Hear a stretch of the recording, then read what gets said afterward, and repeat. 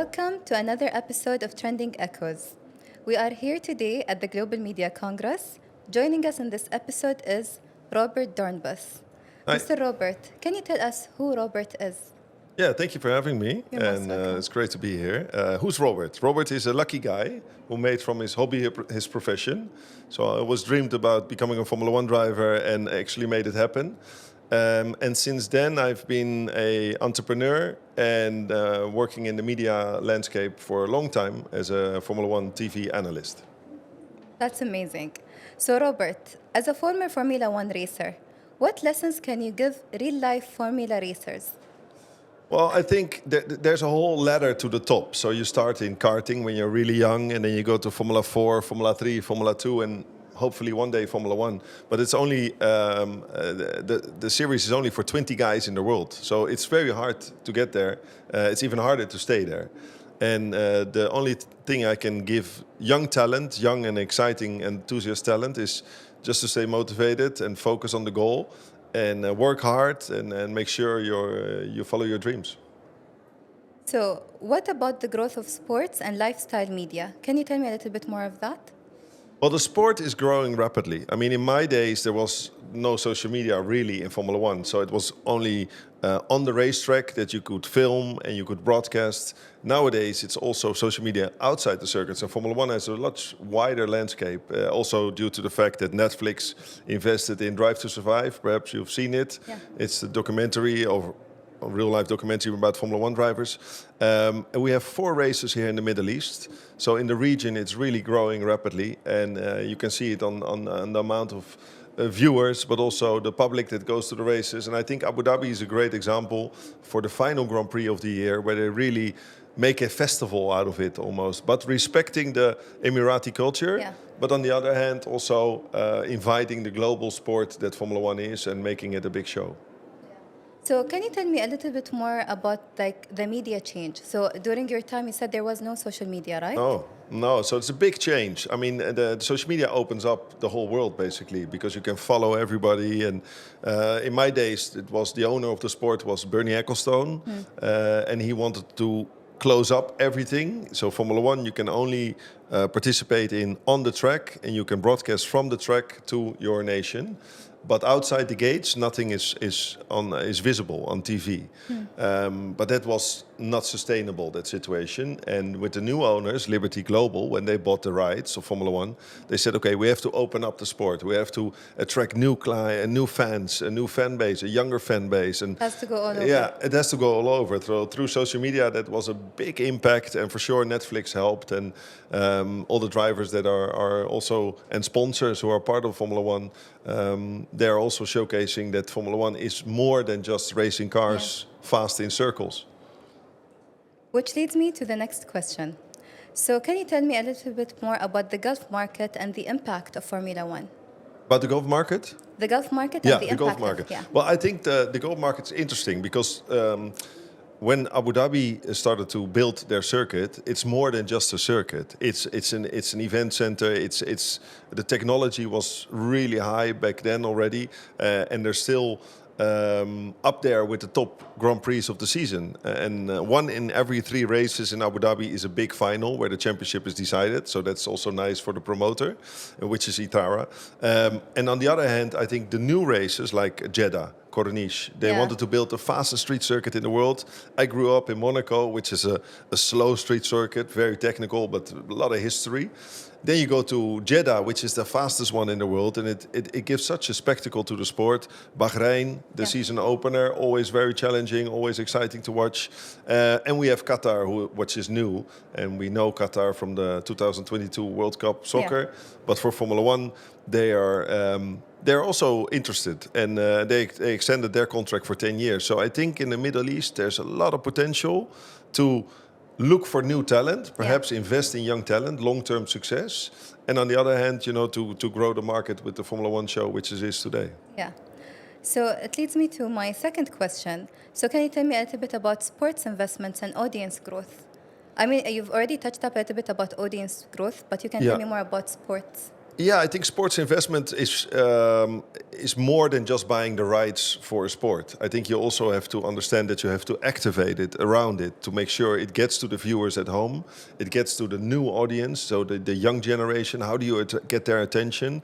Well, that's through making social media clips very short, or even sport clips short. They have a short focus. These new generation kids, they want all this interaction stuff. They want AI, they want VR, they want. So you have to challenge them. You have to invite them to the track because of not only racing cars, but also through festivals or popular singers that join the whole event, and then interact with them. So I think there's a growing market for sure for the existing fan and the new generation. Yeah. So, with us today, there's a very special thing that Mr. Robert wants to show us. Yes. Which is, Yeah, can you tell us about it? I took an original Formula One steering wheel with me. It was a gift from Red Bull, and I just wanted to show the audience also who's watching and yourself that nowadays Formula One drivers do more than just turn the wheel and go on the gas and brake. They have to use 70 functions while doing 300 kilometers an hour. So it almost looks like your PlayStation from your son or your cousin or your friend. But it's a real life steering wheel, and it costs £50,000. Why? Because there's so much technology inside. So if you can imagine doing those speeds and on a long straight, and you have to communicate with your team if you open the radio button, for example, or you can change the brake bias, the brake balance from the front to the rear. You can change engine settings, differential settings, everything. So the sport changes a lot, and these cars nowadays are driven by data and built to win. Yeah. So a steering wheel like this, you need it. Maybe a little Netflix. Is this like the current steering wheel in the racing cars? This was a 2021 championship-winning steering wheel of Max Verstappen and Red Bull, and I'm a friend of the Bull for many years, so it was a nice gift to show you guys. And if I give keynote seminars around the world, I take it with me. Yeah. So Robert, can you tell me a little bit more about female, like in Formula One? Yeah. Are there a lot of females? Not yet. There's a lot of diversification going on in Formula One, but more like on the engineering side and sometimes even on the mechanical side. But as a driver, there are no females in Formula One. Are you a fast driver, Mira?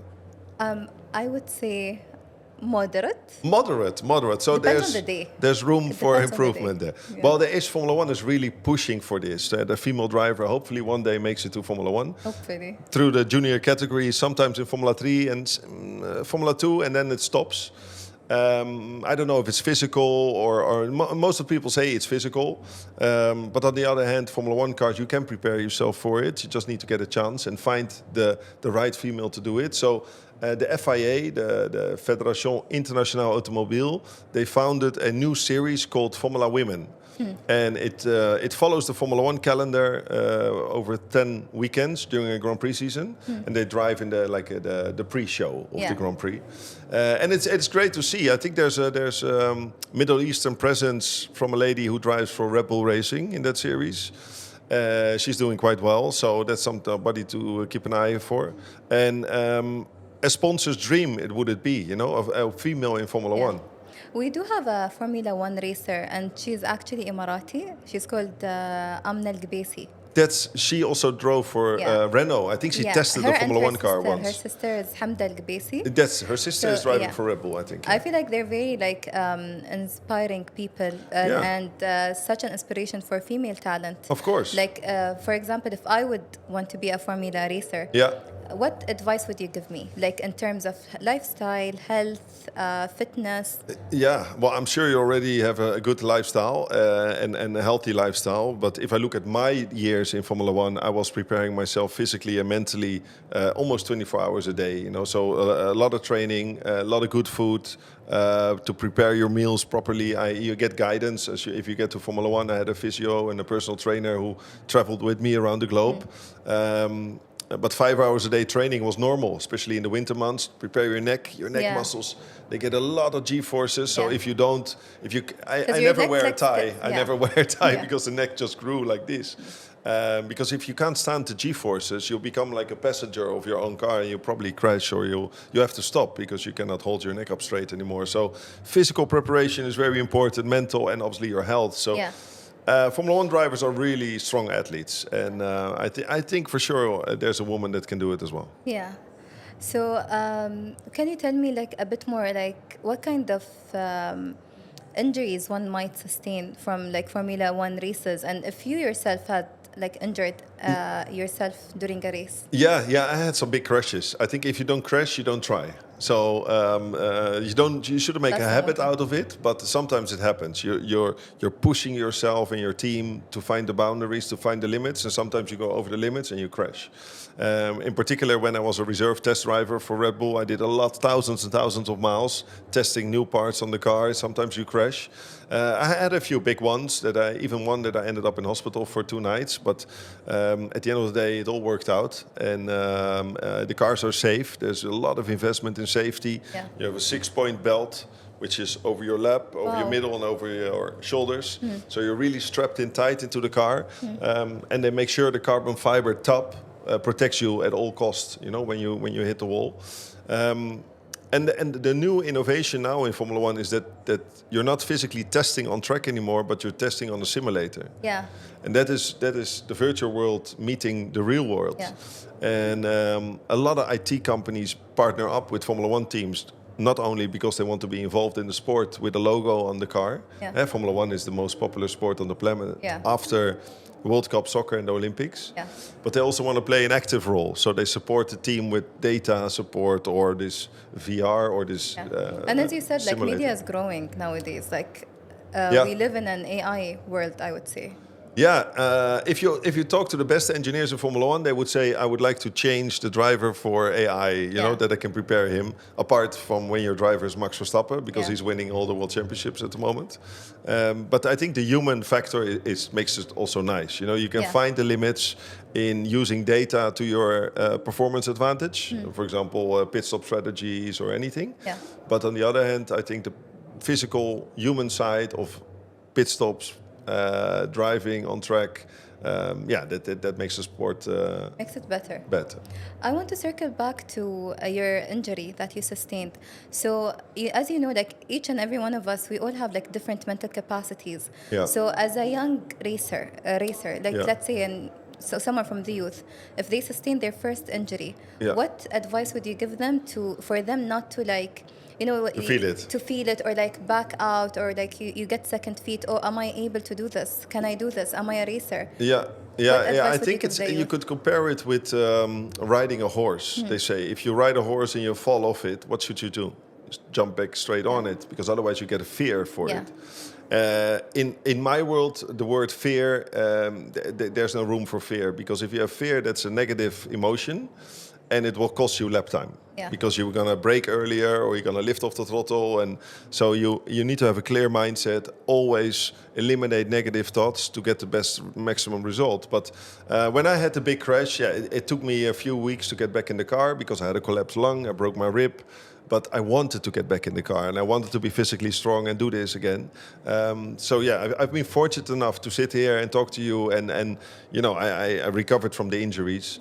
But there are also drivers that didn't recover from the injuries, and so it's a dangerous sport. We all know, and therefore innovation on the safety side is something I support a lot.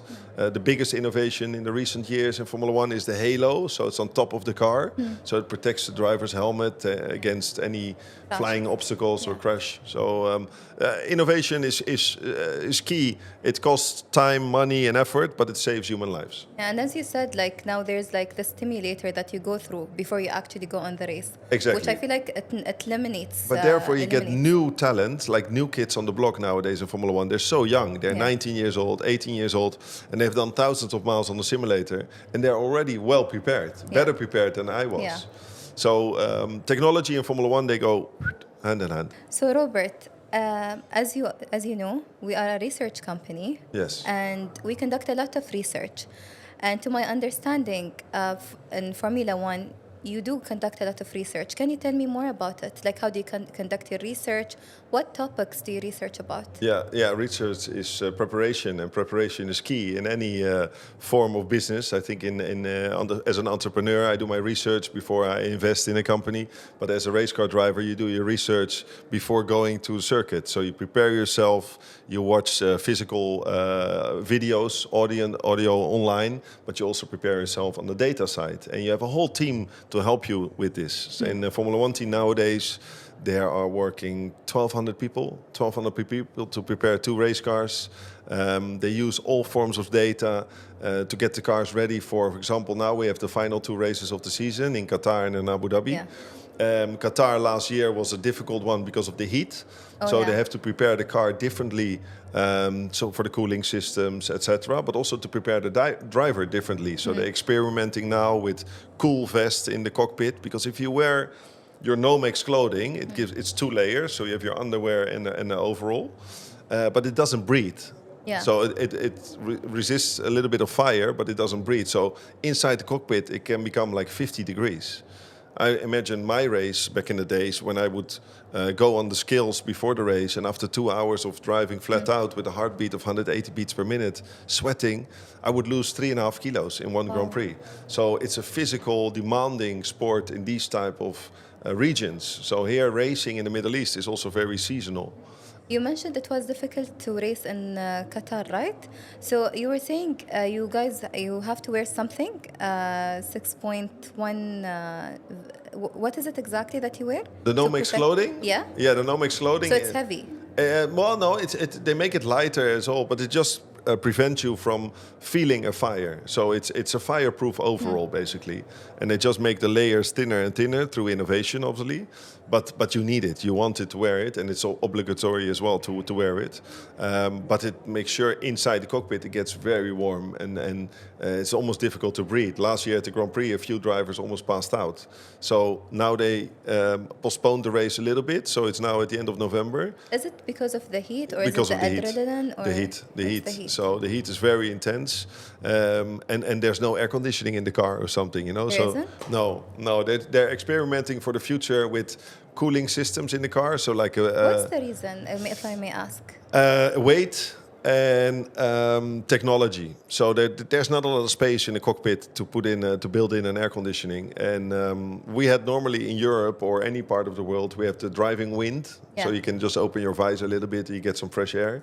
But in places like Qatar in the summer, the wind feels like being in an oven at those speeds. So they're finding solutions to cool the driver. So physically, it's doable then. So, which leads me to my next question. Yeah. Would you say like racing in the MENA region is more difficult than visiting somewhere like racing somewhere else in the world because of the weather? Yeah, well, Formula One calendar has 24 Grand Prix, and they all have their unique challenges. Yeah. If you race in Monaco, it's challenging because if you make a mistake, you hit the wall, you can finish the weekend. Monza in Italy has a lot of heritage, but high speed, so you have a different type of focus. But coming here in the Middle East, you prepare yourself for a new type of circuit because there's not a lot of history on the race circuits here yet. True. History in the making, which is good. And you prepare yourself for the temperatures, yes, because the temperatures is really a thing for the human, but also for the machinery. Yeah. And you can imagine also for the pit crew and everybody who's involved during a Grand Prix weekend. So I have one more question, Of and course. I feel like it's my favorite question to ask. Okay. So can you tell us a little bit more about your favorite race? Like if you have any recollection, take us to that day. To that day, I have to say, when you're working so hard to become a Formula One driver and it's your dream to make from your hobby your profession, when I was winning races in Formula 2, it's the category just below Formula 1, and I got invited by a Formula 1 team to do my first test. From my first test, I did well. I went to do my first race. Yeah, those are tick-the-box moments. You know, as a little kid, you dream of it, and then you see your name up there. It was one of my best feelings. And on the sportive side, I would say I enjoyed a lot racing in the US. I did IndyCar because there I could win races. In Formula One, I couldn't win races. The cars were not fast enough, or the team back in the day. But in the US, winning races, that was fun. That's what you work hard for. You train 5 hours a day, and you go to the limit. So as a young person, like back at the time, how did you have the willingness to, like, as you know, like when we're teenagers or when you're younger, we want to go out with our friends, we want to do everything, but having a strict lifestyle, it requires discipline. How did you find your discipline? Yeah, discipline is very important. And for some reason, it just caught me. The whole sport, I didn't let go of it. I was playing tennis first at a high level, then I noticed that motorsport was something I enjoyed more. And even though my friends were hanging out with each other, I was just in the gym or traveling for my racing career. And it was tough because you're not in the newspaper when you're winning in Formula 3 or racing in Formula 2. Suddenly I arrive in Formula 1 and they were like, where does this come from? I said, I've been working 5-6 years for this, and now I'm here. So, without sacrifice, there's never a fulfilling feeling or a goal that you can achieve. I truly believe in that. Yeah. So you just mentioned you used to be a tennis player. I did. So from tennis to Formula One. From Wimbledon to Silverstone. Yeah. So how did you find, like, my question is, how did you know that racing is your passion? It's a gut feeling, to be honest. I mean, for tennis, I did already a lot. When first time I got in a racing car, I just felt at home, and I loved the adrenaline of the speed. I loved the technology. I loved, working hard for the success. And I think one of the best moments is when the lights go out and you're fighting with 20 guys going into turn one, who will break the latest, and it's a adrenaline rush, and it's hard when you quit racing like I did now. You have to find another way. So as an entrepreneur, I'm now looking to challenge myself in how much risk I'm willing to take to get the maximum result. And sometimes I'm still on a racetrack to push to the limit. Thank you so much, Robert. You're welcome. That was such an insightful podcast session. Yeah. And it was an honor having you here. Great to be here. Thanks, guys.